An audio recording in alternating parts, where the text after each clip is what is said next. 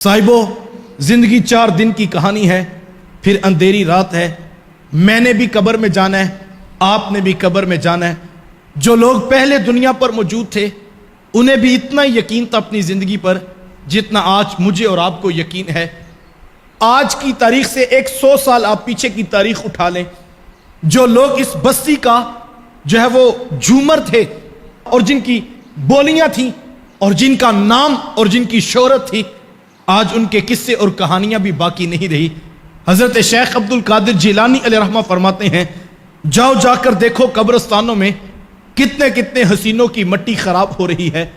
جو چٹکی بھر مٹی اپنے کلف لگے کپڑوں پر نہیں پڑنے دیتے تھے، آج ان کے کفن بھی تار تار ہو چکے ہیں، آج ان کے نام اور ان کے نشان بھی مٹ چکے ہیں۔ میں اور آپ بھی آئے ہیں، 20 سال 30 سال 40 سال 50 سال، کہانی ختم ہوگی۔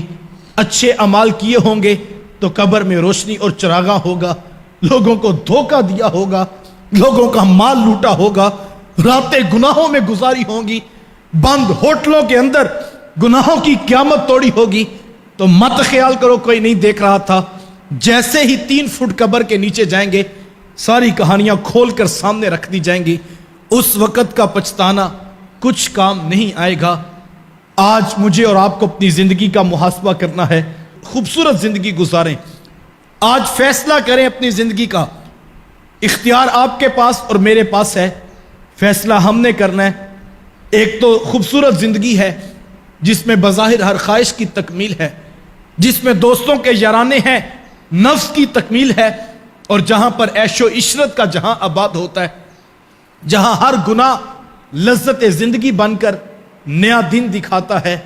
ایک وہ زندگی ہے اور ایک وہ زندگی ہے کہ اپنے آپ کو کھینچ کر مسجد کی راہوں کا مسافر بنایا جائے، اپنے نفس کو شریعت کی لگام ڈال کر اپنے رسول کی رضا کے اوپر زندگی گزارنے کا مزاج پیدا کیا جائے۔ یہ دونوں راستے مجھے اور آپ کو واضح بتا دیے گئے، فیصلہ ہم نے کرنا ہے۔